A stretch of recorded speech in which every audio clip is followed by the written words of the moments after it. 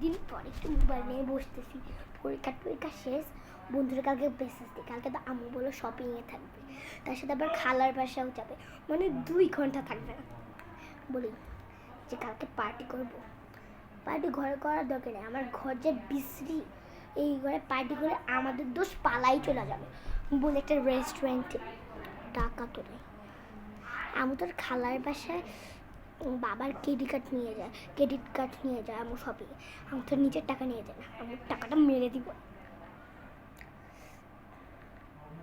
দোস্ত, কালকে আমার আম্মু বাসায় থাকবে না, কালকে চল আমরা কোনো একটা বড় রেস্টুরেন্টে পার্টি করি। সবাইরা 500 করে টাকা দিবি, কারণ একটু বড় রেস্টুরেন্টে খাওয়ার চেষ্টা করবো। আর তোরা তো 6 জন, মানে তুই যদি 500 দাস আমি 500 দিলাম, 1000, আরও 500 তুই, 2000, 3000, তারপর 4000। ও মাই গড, তাই তো 6000 টাকা হয়ে যাবে। আর বাকি টাকা বেঁচে থাকলে আমরা কোথাও ঘুরে আসবো না, বুঝতে পারছোস? কোনো পার্কে টার্কে ঘুরে আসবো না, বুঝতে পারছোস? আরেকদিন, বুঝতে পারছোস? সব বন্ধুরা বলে দিস, ঠিক আছে? আমি শুধু তোরে বললাম, তুই তো আমার বেস্টি না। ইয়েস, যাই দেখ একটুখানি টিকটক দেখি, না টিকটক না, একটু ফেসবুকটা দেখি। কি সুন্দর সুন্দর দামি খাবার, কালকে এই রেস্টুরেন্টে যাবো।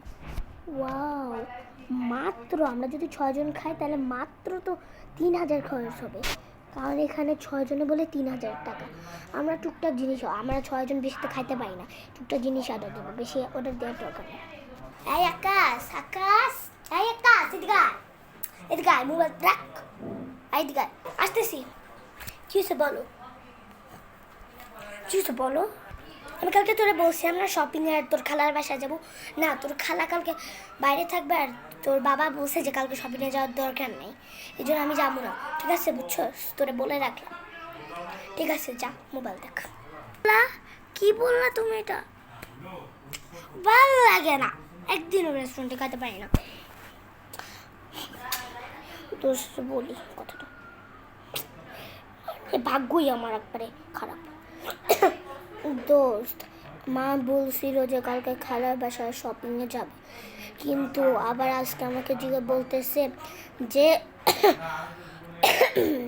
শপিংয়ে খালার বাসায় যাবে না, কারণ কালকে বাসায় থাকবে না, আর কালকে বাবা শপিংয়ে যেতে নিষেধ করছে। কাউরে বলিস না, সবাইরে না করে দে, কালকে যাইতে পারবো না, বুঝতে পারছিস?